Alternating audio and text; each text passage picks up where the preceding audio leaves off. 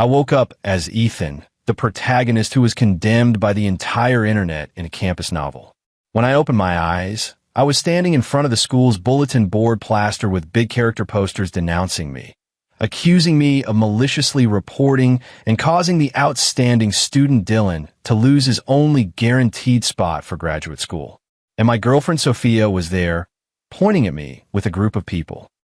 She told me in grief and anger, "Ethan, how could you be so vicious? Is it just because you're jealous that Dylan is better than you?" I hadn't had time to process the memory when the barrage of comments explained everything for me. Classic plot.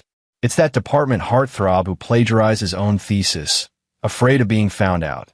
So he sabotaged the male lead's computer in advance, used the male lead's ID to report himself, and then played the victim to frame the male lead. Exactly. The heroine believed it and led the bullying of the male lead, forcing him to drop out. In the end, the heartthrob went abroad and crashed, and only then did she learn the truth and chase the male lead to Los Angeles, where he was working to beg for forgiveness. But the male lead clearly had a backup of the surveillance footage showing the heartthrob entering his dorm. Why didn't he say anything? I'm dying of suspense. I looked at the righteously indignant Sophia and the angry crowd behind her and smiled. You want me to wait until I drop out to make you regret it? I pulled out my phone, called Mr. Lewis the counselor, and put on speaker. Mr. Lewis, about the complaint regarding graduate admissions. I think this is serious. I've already sent the surveillance footage of Senior Dylan entering my dorm and accessing my computer, along with the source file links showing his plagiarism, to your DR. Marcus's department email addresses. To be fair, I also CC'd the school's discipline committee and the education department's public inboxes. Ethan, what did you just say? Sophia's voice trembled slightly. She seemed unable to believe what she had heard. What I said, didn't you hear everything? I put my phone away, my gaze calmly sweeping over her before settling on Dylan beside her. Dylan, you're with me on this, right? Dylan's lips trembled, his eyes darting away, completely unable to meet mine. That guilty look of his was the best proof. The people around weren't fools. Whispers began to rise. Surveillance footage? For real. They even sent it to the Discipline Inspection Commission and the Education Department? Damn, this has blown up, hasn't it? If what Ethan said is true, then this Dylan is disgusting. He reported himself to frame someone else. Terrifying when you think about it. He usually looks broad-browed and big-eyed. Who would have thought? In just that short minute, the tide of public opinion had shifted subtly. Sophia looked at Dylan's deathly pale face, then at my calm expression, and it seemed her mind finally started to turn. Her complexion shifted from shock to bewilderment, then from bewilderment to a hint of panic. No, that's impossible. Dylan isn't that kind of person. Ethan, are you mistaken about something? She was still trying to struggle, still trying to defend that perfect image she had in her heart. Am I mistaken? The security footage will explain everything. I couldn't be bothered to argue with her any longer, and turned to leave this den of trouble. Ethan, stop. Dylan finally came to his senses. He stepped forward, trying to block me, forcing a look of anger and innocence onto his face. This is slander. Por slander. On what basis do you say I went into your dorm? That video must be fake. He began to act like a cornered dog. Yes, it must be fake. Sophia, as if clutching at a lifeline, immediately chimed in. With AI face-swapping technology so advanced now, what's hard about faking a video? Ethan, I never thought you'd stoop to such despicable means to frame Dylan. Hearing that, I stopped, turned around, and smiled. Smiled very happily. Here it comes, the classic heroine mindlessly defending the male supporting character. I really can't. It's come to this, and she's still speaking up for a stranger. Feeling sorry for the original owner. Ending up with a thing like this is truly 8 generations of bad luck. The Damico floated by at the right moment, accurately voicing my thoughts. Sophia, do you know? I looked at her and said word by word, what makes you most pathetic isn't that you're stupid, but that you're stupid and don't realize it. You always think you're standing on the moral high ground, waving the flag of righteousness, But in reality, you're just the most useful knife in someone else's hand. It's used up, you can throw it away anytime. After saying that, I ignored her face going deathly pale, pushed through the crowd, and walked away. Behind me, Dylan was roaring in a fury, while Sophia stood there stunned. I didn't look back. The opening act of this play was over. Next, it was just a matter of waiting for the school authorities to take the stage. Back in the dorm, my roommate Jake was pacing anxiously. When he saw me, he rushed over. "Ethan, are you okay? I just heard Sophia brought a bunch of people to corner you. Those bastards didn't lay a hand on you, did they?" Jake was the original owner's only friend at this school, straight-talking and loyal. In the original owner's memories, he was the only one who believed in his innocence from start to finish. "I'm Phoenix." I patted his shoulder, a warmth passing through me. "Don't worry, if anything's supposed to happen, it won't be me." Sure enough, barely had I sat down in the dorm when Mr. Lewis, the counselor, called again. This time his tone was noticeably heavier than before. "Ethan, come to my office right now. Dr. Marcus is here too." "Okay, Mr. Lewis." I hung up and said to Jake, "Jake, do me a favor. Take that micro camera off my desk and put it away. Don't let anyone else touch it." Jake paused for a moment, then suddenly understood. "Damn, Ethan, you were prepared. All right, go ahead. Don't worry. I'll keep an eye on that thing like a hawk." I nodded and got up to go to the office. I pushed the door open. Dr. Marcus and Mr. Lewis were both seated inside, their expressions serious. Dr. Marcus was a man in his 50s, wearing glasses and looking very dignified. "Ethan, have a seat." Dr. Marcus gestured to the chair opposite. I pulled out a chair and sat down, looking perfectly composed. "The things you sent to our email, we've all reviewed." Dr. Marcus pushed up his glasses, his gaze sharp as he looked at me. "The video is very clear, but we need to verify its authenticity. Also, why did you install a camera in the dormitory?" This was a question I had expected. I answered calmly. "Dr. Marcus, Mr. Lewis, the reason I installed the camera is simple. Last month our dorm was broken into, and I lost a watch worth $200. It wasn't expensive, but it made me feel unsettled. Reporting it to the police yielded no results, so I bought a miniature camera and put it on my desk pointing at the door, just in case for peace of mind. My roommate Jake can attest to this. As for the authenticity of the video, I can vouch for it with my character. There is not a shred of falsification. The camera has a built-in timestamp that cannot be altered. Besides the video, I'm also providing direct evidence of Dylan's plagiarism. The source file link and PDF of that foreign journal paper. Comparing the two articles, I believe any teacher with academic sense can see it. The similarity exceeds 70%, especially in the core arguments and data models, which are almost verbatim translations. My tone was neither servile nor arrogant, and my points were presented clearly. Dr. Marcus and Mr. Lewis exchanged a glance, each seeing a flash of surprise in the other's eyes. They probably didn't expect that I, who usually seemed somewhat introverted and quiet, could act so calm and methodical at this moment. We have already submitted the video and thesis materials to the school's technical department and academic committee for authentication. Mr. Lewis said, "Before the results come out, we want you to stay calm and refrain from making any public statements to prevent the situation from escalating further." "I understand, Mr. Lewis." I nodded.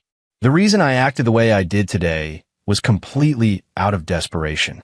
The bulletin boards were plastered with big character posters. My girlfriend publicly accused me, with people watching, and if I didn't speak up for myself, I'd probably be forced to withdraw from school by tomorrow.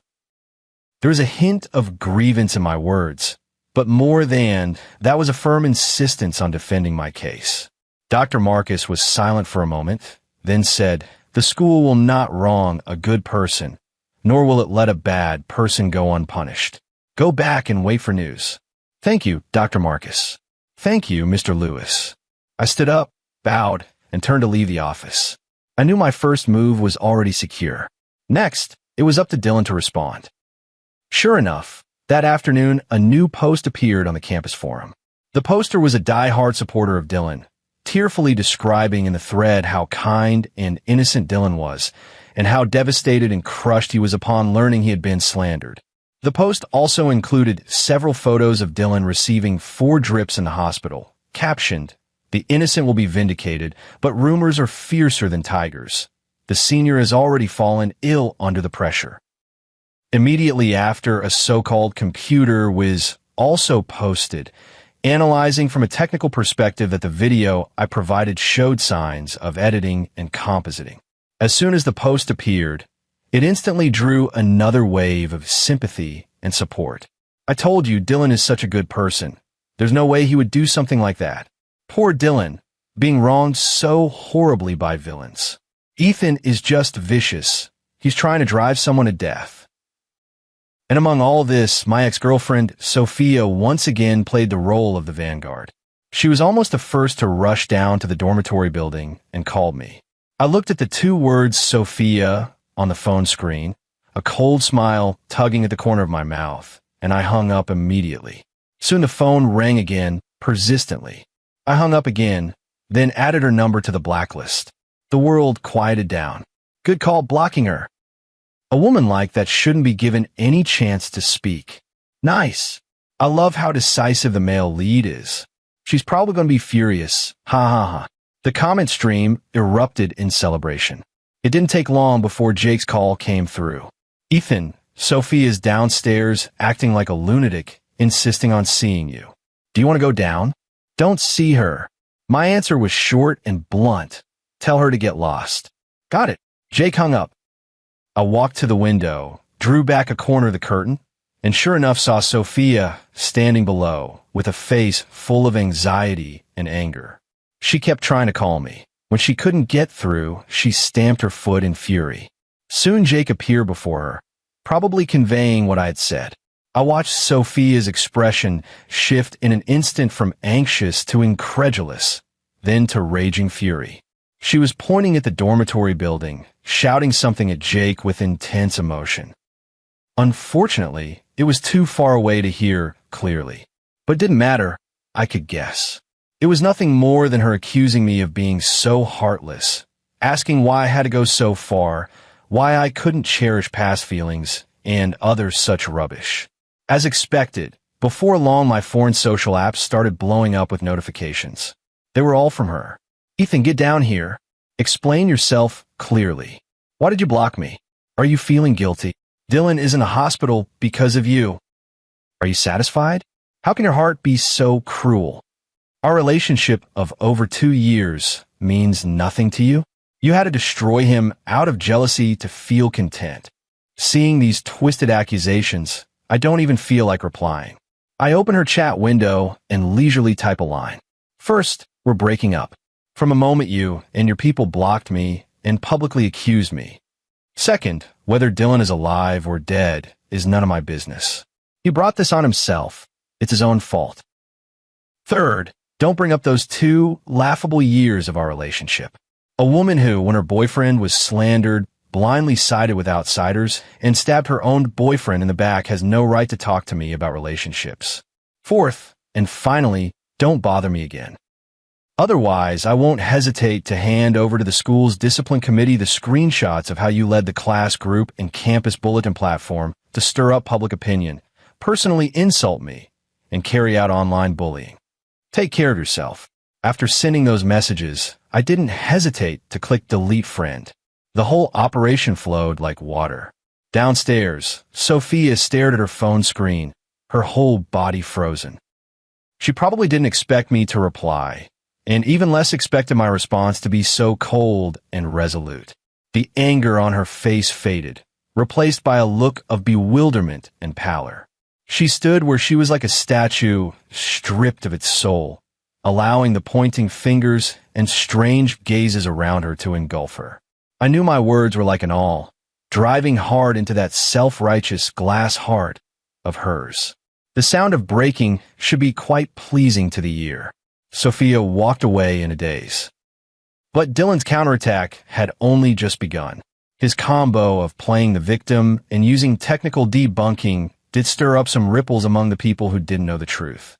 Many people began to waver, thinking the situation might really be turning around.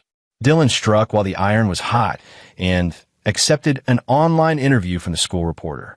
In the interview, he wept and spoke passionately, casting himself as a perfect victim maliciously slandered by jealous rivals. He claimed his family was poor, that being recommended for graduate study was his only chance to change his fate, and that I, out of jealousy over his recommendation, had meticulously fabricated evidence to frame him. He even implied that my family was well off, that I didn't care about a recommended admission slot, and that ruining him was only to satisfy my own dark impulses. Once that interview was published, it again ignited campus public opinion. His stirring inflamed resentment toward the rich and sympathy for the weak to the extreme. For a while, I was once again labeled that bullying, vicious, rich second generation. I told you it's so hard for a kid from a poor family to get ahead. Ethan's family is so rich. Why does he have to pick on a poor student? You can know a person's face, but not their heart. So disgusting. Jake looked at the comments on the forum, so angry he almost smashed his phone. These idiots. Has their brain been eaten by dogs? They believe whatever that Dylan says. He looked at me, worry all over his face. Ethan, what do we do now? That bastard's a great actor. The public opinion is really against us. But I wasn't worried at all. I even had the mood to start game. Don't worry, Jake. I operated the character while saying lightly, let him jump. The higher he jumps, the harder he'll fall. Public opinion is like a bubble. It looks impressive, but it pops with a poke. What really decides victory or defeat has never been who shouts the loudest, but who holds the hard evidence. All of Dylan's performances now rest on one premise, that my video was fabricated. Once that foundation is broken, all his previous acts of playing the victim and his lies will turn into slaps he's smacking against his own face. And each slap will be louder than the last. He thinks getting some so-called expert friend to post a technical analysis will muddy the waters? Too naive. The school's tech department experts aren't just dead weight. Moreover, he seemed to have forgotten one thing.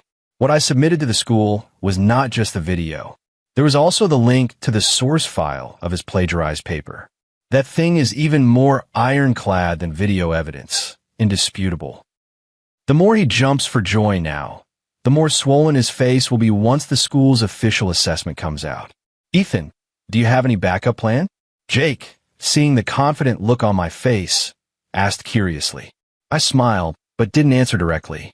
Just wait and enjoy the show. For the next 2 days, I completely switched into a mode of ears closed to everything outside.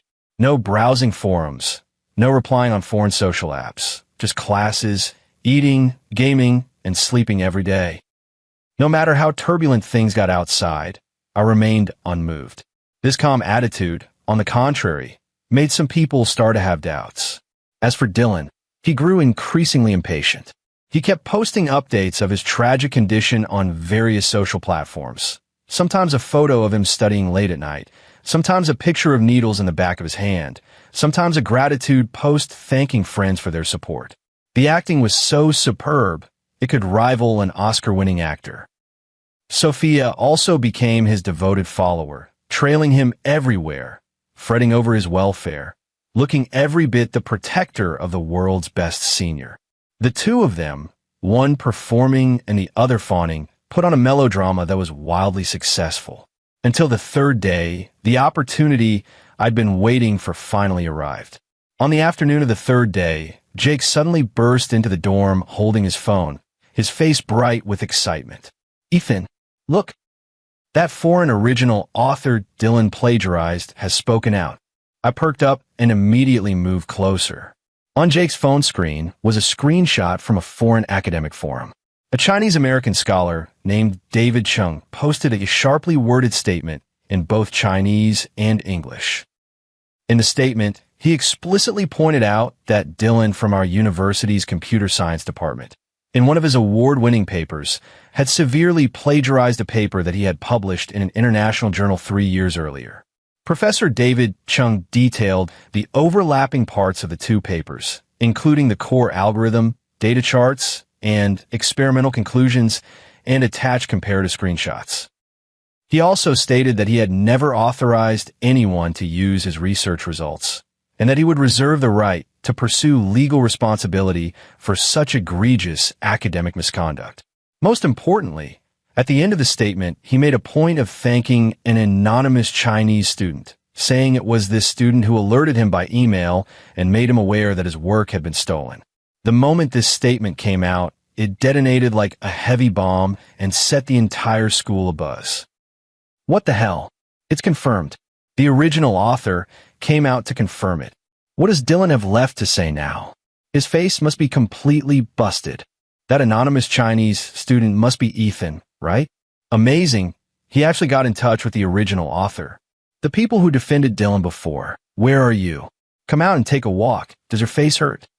At this moment, the campus forum's tide of opinion completely, utterly, overwhelmingly turned against me. The posts that had sympathized with Dylan and insulted me were instantly drowned out by furious denunciations. Dylan and his supporters became like rats crossing the street, utterly disgraced. I looked at that statement and smiled in satisfaction. That's right, that anonymous Chinese student was me. When I sent the evidence to the school, I also sent an email to Professor David Chung. I explained the situation in detail and attached a comparison file of the two papers. I know that for a rigorous scholar, the one thing he cannot tolerate is having his life's work stolen. He will certainly stand up to defend his rights, and his speaking out will be the final straw that breaks Dylan. This is my backup plan. A killer blow he could never imagine and could not refute. By now, Dylan was probably cowering in some corner, trembling. The web of lies he had painstakingly woven was mercilessly torn to shreds by me. The good student with excellent character persona he had painstakingly cultivated collapsed overnight. And my so-called ex-girlfriend, Sophia, wasn't doing any better. The higher she had leapt before, the harder she fell now. She became the biggest laughingstock in the whole school. That Sophia, truly blind in the eyes and blind in the heart. For the sake of a plagiarist, she fell out with her own boyfriend. I'm dying laughing. Didn't she pride herself on being a crusader for justice? Now that justice has arrived, why is she silent? I don't even need to look to imagine her expression right now. It must be quite the spectacle. Ding dong. My phone buzzed. A friend request. I tapped it open and saw it was from Sophia. Her profile picture had been changed to a patch of gray, and her display name was "Now Sorry." In the request message, there were only 3 characters. I was wrong. I looked at those 3 characters and expressionlessly tapped ignore. Only saying it's wrong now? Too late. The original author's outcry became the straw that broke the camel's back. The school's response was very swift. That same evening, the school's official website posted a sternly worded notice. The notice contained 3 main points. First, after appraisal by the school's technical department, the surveillance footage I submitted was verified as authentic, with no signs of fabrication or editing. Second, after joint appraisal by the University Academic Committee and external experts, Dylan's award-winning paper was found to contain serious plagiarism. The facts are clear and the evidence conclusive. Third, in view of Dylan's malicious framing of others, serious academic misconduct, and multiple other violations, with extremely heinous circumstances and very bad consequences, the university has decided, effective immediately, to suspend him from all courses and to establish a special investigation team to carry out further inquiry and handling. Once the announcement was issued, there was no further dispute. Dylan was thoroughly nailed to the pillar of shame. Those who had previously waved flags and cheered for him all deleted posts or issued apologies, fearing any association with this academic fraud. As for me, I transformed from a vicious, rich second generation into a lone, brave soul who fears no power and exposes the corruption. Ethan is amazing. This counterattack is practically textbook level. Good thing he held on, otherwise that petty person would have succeeded. The school should give Ethan a bravery award. Looking at these comments, I felt nothing inside. Everything I did wasn't for any hollow fame, but to reclaim the justice that rightfully belonged to the original owner, and to make those who hurt him pay the price they deserve. The next morning, Mr. Lewis called me, his tone warm and friendly. Ethan, everything's clear now. The school will definitely give you a satisfactory explanation. You've been wronged. Thank you, Mr. Lewis. I trust the school, I replied politely. About Dylan, the investigation team wants to ask you about some more details. Are you available this morning? If you have time, Mr. Lewis. All right. Then come to conference room 302 in the administration building at 10 o'clock. After hanging up, I tidied up briefly and got ready to go out. Jake leaned in, winking and grinning. Ethan, you're a celebrity at our school now. I heard Dylan's recommendation slot was revoked, and the department is considering giving the slot to you. Is that so? I smiled faintly. I don't value this recommended admission spot as much as the original owner did. With my current abilities and outlook, there are many paths ahead. I don't have to limit myself to doing a graduate degree in the country. Still, if it were taken from Dylan, that would feel pretty good. I went to administrative building 302 and pushed the door open. There were 3 people seated in the meeting room. Besides Mr. Lewis, there was Dr. Marcus, and the other was MS. Elena from the school's disciplinary committee, all wearing very serious expressions. When they saw me enter, they all stood up. Ethan, please have a seat. This time's treatment was night and day compared to the last time in the counselor's office. After I sat down, Ms. Elena got straight to the point. Ethan, the reason we called you in this time is mainly to double-check whether, aside from the video and the paper as evidence, you have any other leads about Dylan's misconduct? I looked at her and pondered for a moment. In my mind, the barrage of comments reappeared. Spill it. Tell everyone about Dylan taking money to ghostwrite papers and cheat on exams. Right? And about him using his student council position to swindle financial aid meant for needy students. Expose it all. Make sure he never recovers. Watching these barrage comments, I understood everything. It seems this Dylan really is a treasure boy. I looked at the expectant expressions of the 3 teachers before me and decided to add fuel to the fire. Mr. Lewis, Dr. Marcus, Ms. Elena. Actually, besides this incident, I've heard some other rumors about Dylan before. I deliberately put on a somewhat hesitant expression, but feel free to speak. Ms. Elena encouraged. I heard that Dylan once used his position in the student council to fix things for other students, like awards and honors, and even slots for scholarships. Of course, these are just rumors. I don't have direct evidence. I only spoke half of it, but left it at that. I believe that with Ms. Elena's acuity, she would surely hear the implication. Sure enough, Ms. Elena and Dr. Marcus exchanged a look, their expressions growing even graver. Scholarship. Dr. Marcus frowned tightly. This is not a trivial matter. Ethan, thank you for the lead. We'll begin the investigation immediately, Ms. Elena said sternly. I nodded, saying nothing more. I knew that with this lead, Dylan's fate would only be worse than in the original storyline. Stepping out of the conference room, the sunlight was just right. I took a deep breath of fresh air and felt utterly refreshed. Just as I reached the bottom of the stairs, I saw the one person I least wanted to see. Sophia.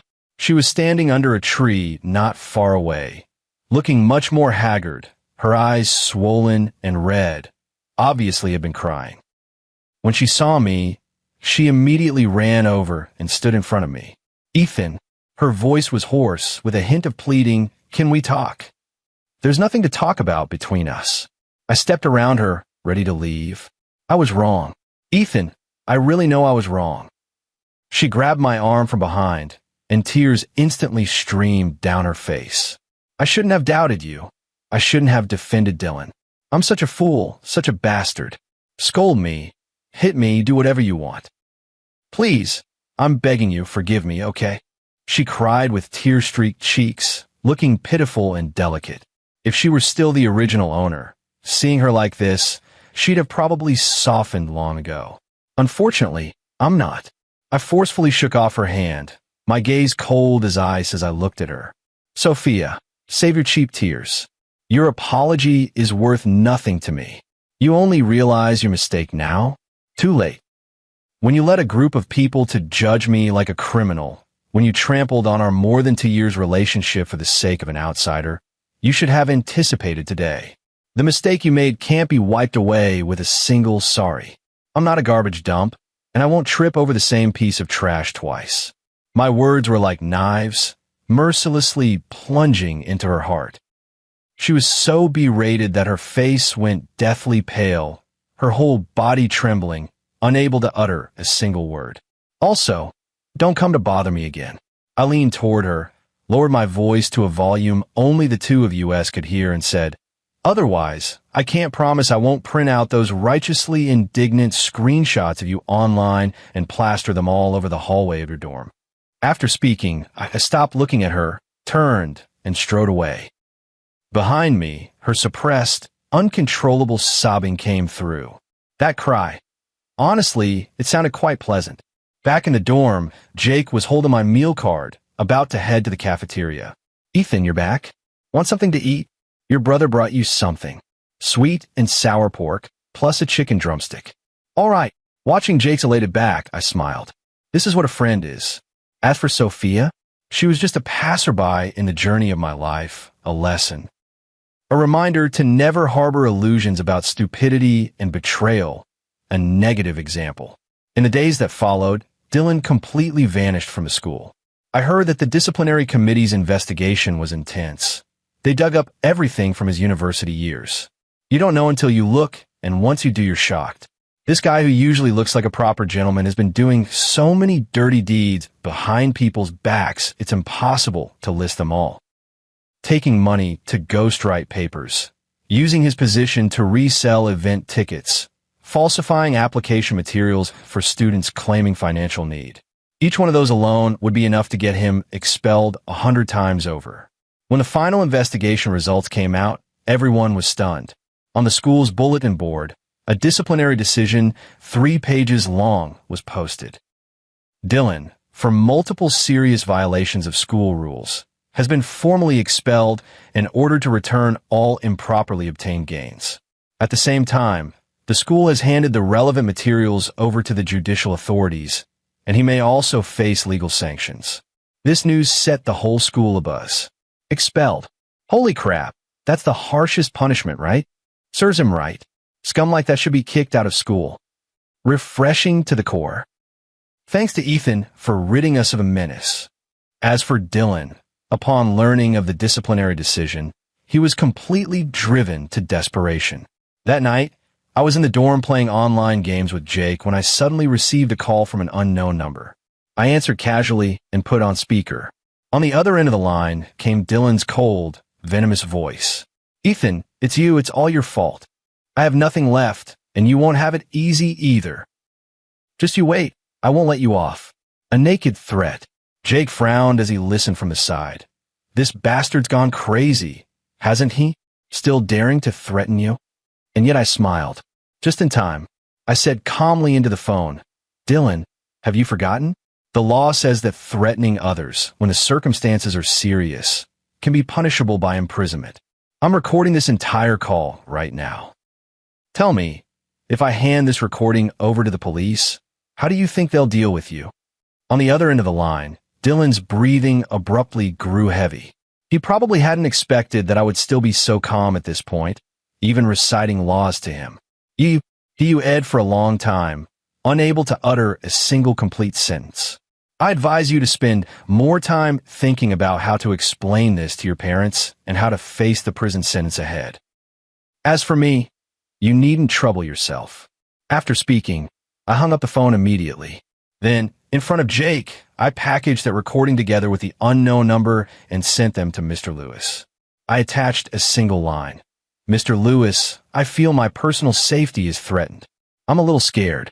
Haha, the male lead is so naive. "I'm a little scared," laughs. Killing and condemning his heart. They're trying to ruin Dylan completely. Well done.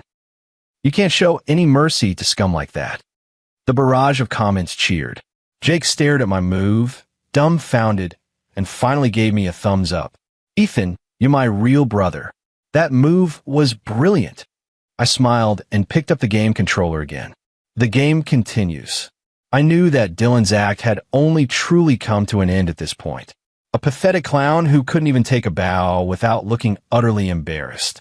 Dylan's threatening phone calls became the final straw that broke him. I heard the police found him that very night. With both witness testimony and physical evidence, he didn't even have a chance to make excuses. In the end, he was sentenced to 3 years in prison after multiple charges were combined. A once promising top student from a prestigious school had literally handed himself over to prison. How ironic. And with Dylan's complete downfall, the school also compensated me. After meetings and deliberation, the department unanimously agreed to award the vacant graduate recommendation spot to me.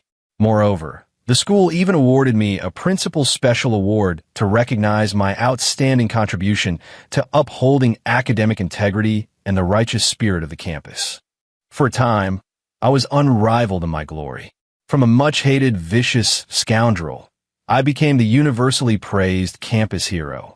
This dramatic reversal became the talk of many. But I took it all back with a very casual attitude. I was simply reclaiming everything that rightfully belonged to me. What truly made me happy was being completely freed from the mire of the past, especially Sophia. Since the last time I exposed her in public and threatened her with screenshots, she completely settled down.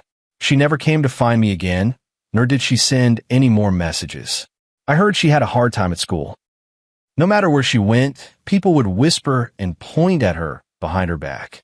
Those friends who used to gather around her now all keep their distance from her. She had truly become a solitary, lonely person.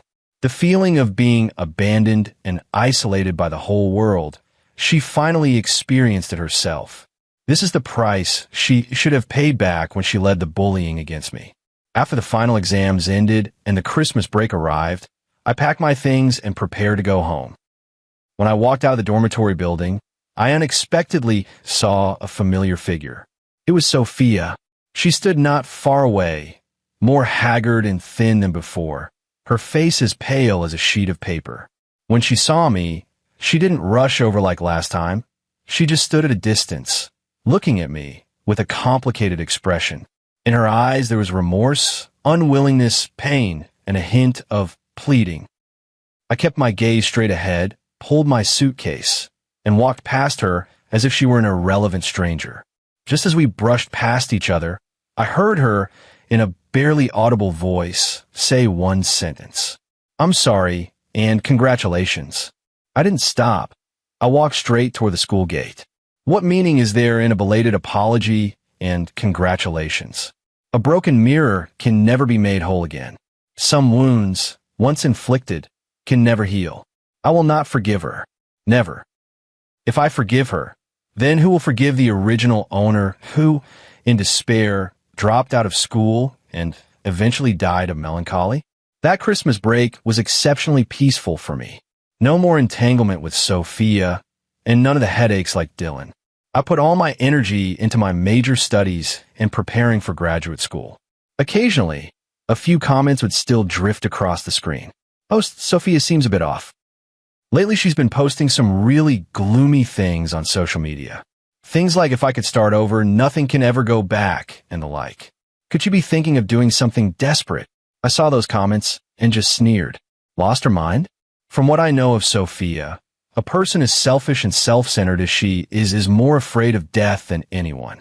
Her putting on this act of life or death desperation is nothing more than a bid for sympathy. Perhaps she even clings to the faint hope that me seeing her so agonized will soften me, make me turn back. Unfortunately for her, she miscalculated. I'm not a saint, much less a philanthropist. Whether her life turns out well or badly is no longer my concern. After school started, I returned to campus and quickly threw myself into my new studies and life. I thought the story between Sophia and me had been completely closed. But unexpectedly, she reappeared in my world in a way I never could have imagined.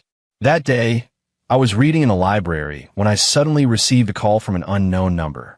On the other end was the voice of a middle-aged woman, her tone very unfriendly.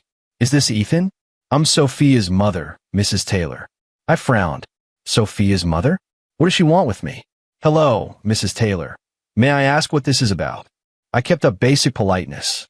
"What is it about?" "My daughter is almost depressed because of you. and you still ask me, what's the matter? Mrs. Taylor's voice suddenly rose, full of accusation and resentment. You're a boy. How can your heart be so cruel? Sophia only made a small mistake back then, didn't she? She knows she was wrong and has apologized to you. Why won't you forgive her? You young people date and break up all the time. Isn't that normal?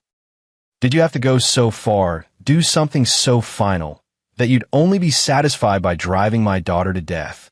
Listening to her barrage of accusations, I almost laughed with anger. A small mistake? They led the online bullying against me, driving me to the brink of dropping out. Is that just a minor mistake? They're truly a den of snakes and rats. Like mother, like daughter. Mrs. Taylor. I cut her off, my voice turning cold. First of all, your daughter and I have broken up. Whatever happens to her now has nothing to do with me. Secondly, what she did back then wasn't a small mistake. It was a big mistake that nearly ruined my life. That I didn't call the police to hold her legally accountable is my greatest act of mercy. Finally, please keep your daughter in check, and please stop harassing me from now on. Otherwise, I won't hesitate to tell your relatives, friends, and neighbors exactly everything your daughter did to me back then, down to the last detail, and let them judge for themselves who drove whom into a dead end. Beep, beep, beep. I didn't wait for her to reply. I hung up the phone. Arguing with someone who can't see straight is useless. Only by threatening her in the way she fears, most will she behave. As expected, after that, Mrs. Taylor never called again. And Sophia finally arrived at her crematorium. I had thought that after I'd put her in her place like that once, Sophia and her family would give up for good. But I had still underestimated the tenacity of her whole family. A few days later, on a weekend afternoon, Jake suddenly ran back to the dorm with a strange look on his face. Ethan, guess who I saw at the school gate? Who? Sophia and her parents. Jake looked incredulous. The three of them, carrying big bags and small parcels of gifts. By the look of it, they seem like they're coming to you to beg for forgiveness. I frowned. They really won't cry until they see the coffin. Here it comes, the classic family visit moral blackmail segment. Male lead, don't soften. Tell them to get lost. I bet a pack of spicy strips that the male lead will keep them from even entering the dorm building. The viewers' guesses were spot on. I called the security guard downstairs, Mr. Lee Porter. Hello, Mr. Lee Porter.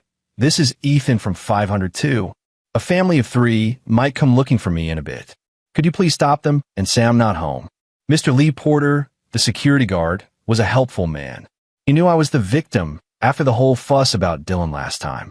He agreed without hesitation. Don't worry, Ethan. I'll take care of it. Sure enough, before long my phone rang. It was Sophia. I had blocked her usual number, so she switched to a new one.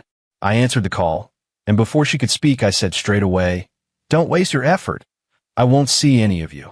Ethan, her voice was choked with tears. My parents just want to apologize to you in person. We mean no harm. Please, won't you just see us once? No, I refused coldly. I'll say it one last time. We're over. I can't accept and don't want an apology from your family. From now on, we go our separate ways and don't bother each other. That's the best outcome between us. If you insist on making a scene, I won't mind seeing it through to the end. After speaking, I hung up again and blocked the number. Downstairs, Sophia and her parents, despite the security guard's attempts to stop them, ultimately couldn't get up. I looked down from the window and saw Sophia's father, so angry his face had turned ashen. Mrs. Taylor was pointing at the dormitory building, continuously cursing something under her breath. As for Sophia, she just stood there dazed, tears slipping down her face in silence. Their whole family, like a farcical comedy, left in disarray amid the pointing and whispering of the passing students. From then on, Sophia seemed to have evaporated from this world. I heard that she had taken a leave of absence. Some said she went home to recuperate, and others said she transferred schools. In short, she never appeared in my life again, and my life got back on track. I secured my graduate program recommendation, my studies went smoothly, and I used my spare time to work with my advisor on a very promising project, for which we received a $2,000 prize. I used that money to buy myself a new computer and treated Jake to a meal at the city's most upscale restaurant. Life was carefree and pleasant. Sometimes I would think of the original owner.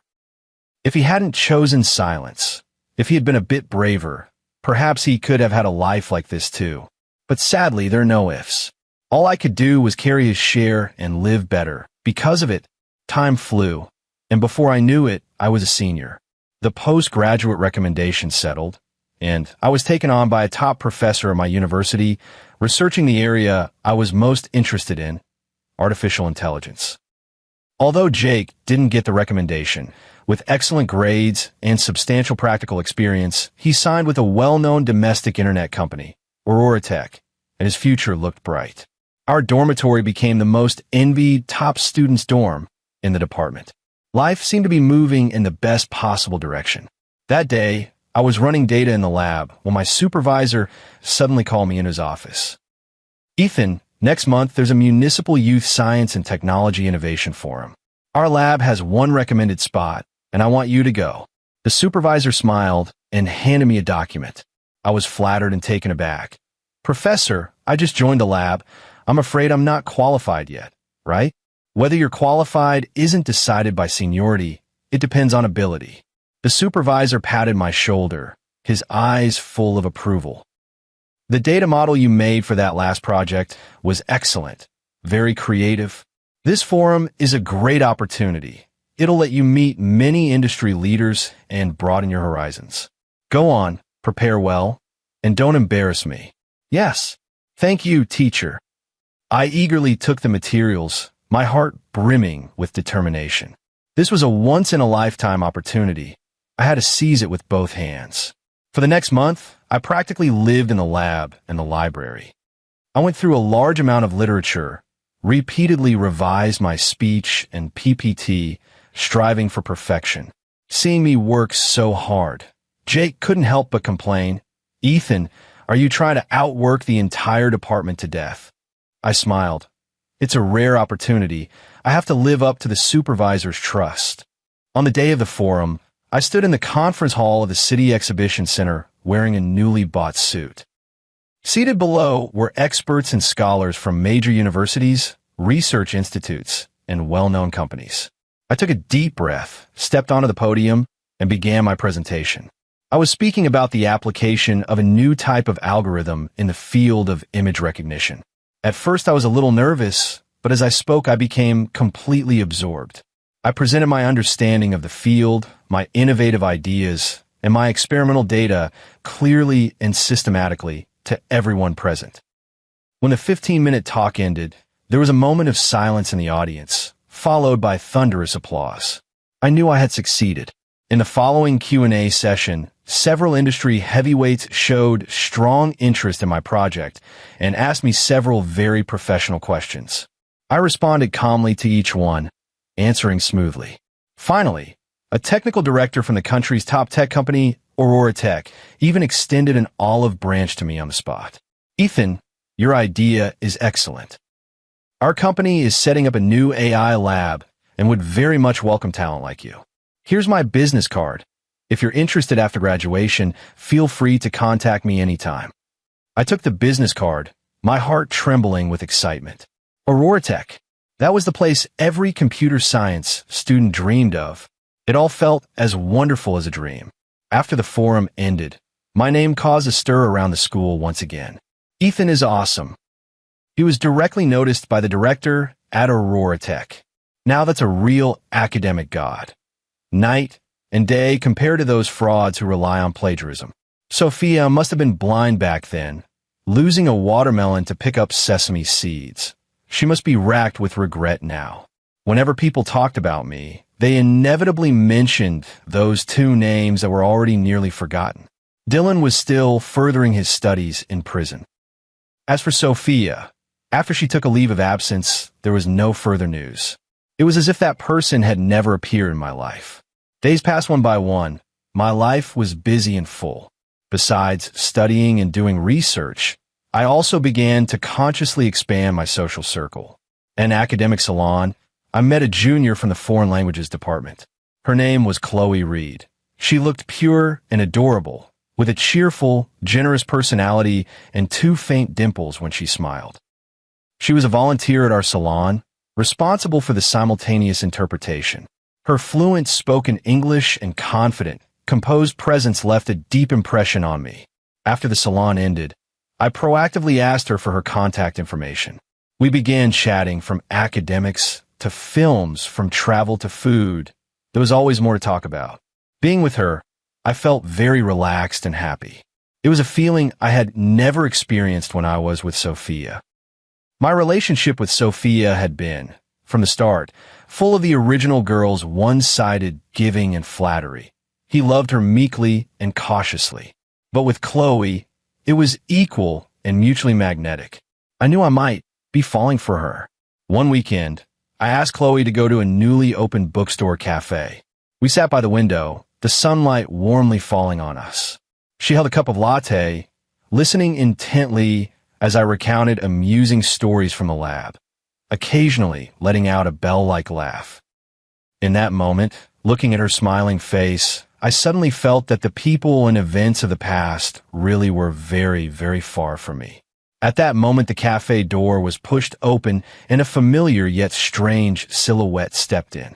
It was Sophia. She had lost a lot of weight and tanned. Wearing plain clothes, her face bore the kind of fatigue carved by life. She seemed to be working here, holding a tray and a rag. When her eyes met mine in the air, her whole body went rigid. The tray in her hand tilted, and the cup on it clattered to the floor and shattered. Everyone in the cafe turned their gaze to her in unison. Her face flushed bright red in an instant. Sophia panicked and crouched down, fumbling to pick up the shards of glass from the floor. Store manager Mr. Ryan rushed over at the sound. Seeing the scene, he immediately scolded loudly. "Sophia, what are you doing? Hands off! Do you not want this month's bonus, or what?" Sophia kept her head down, apologizing repeatedly. "I'm sorry, Mr. Ryan. I didn't mean to. I'm sorry." Her voice was choked with sobs, utterly disheveled. I watched her quietly, not a flicker of emotion in my eyes. Chloe noticed my oddness, followed my gaze, then softly asked me, "Do you know her?" I withdrew my gaze, shook my head, and spoke calmly. "No, I don't know her. Just someone unrelated." After speaking, I picked up the menu on the table, handed it to Chloe, and smiled. "Do you want to try the tiramisu here? I hear it's good." Chloe glanced at me, then at the disheveled figure being scolded in the distance, and nodded thoughtfully. "All right." And so, we continued our afternoon tea, as if everything that had just happened was merely a minor incident. Sophia quickly tidied up the mess on the floor, then lowered her head and hurried into the back kitchen, never to come out again. I know, she saw me. She also saw Chloe by my side, saw how happily we were chatting. She also heard my cold, resolute, "I don't know you." This might be the best punishment for her. Let her watch with her own eyes how well I'm doing without her. Make her understand what kind of precious love she once gave up. Make her spend the rest of her life in endless remorse. When I left the cafe, the sunset was beautiful. Golden light flooded the entire street and fell on Chloe and me. "Let's go, I'll walk you back to the dorm." I said, "Okay." She smiled and walked beside me on the sidewalk. Our shadows were stretched long behind us. In my mind, the last barrage of comments drifted by. "Congratulations, host. You have completely broken free from the past and begun a brand new life. Throw confetti." This is the kind of happy ending a wish fulfillment story should have. The ex-girlfriend is full of remorse. The brown-nosing guy rots in prison. The male lead marries a rich, beautiful woman and reaches the pinnacle of life. Perfect. I looked at Chloe's bright smile beside me, and the corner of my mouth lifted slightly. Yes, perfect. Goodbye to those absurd people and events. Goodbye to that cowardly past. My future is the stars, is the sea. It belongs to me alone, with endless possibilities.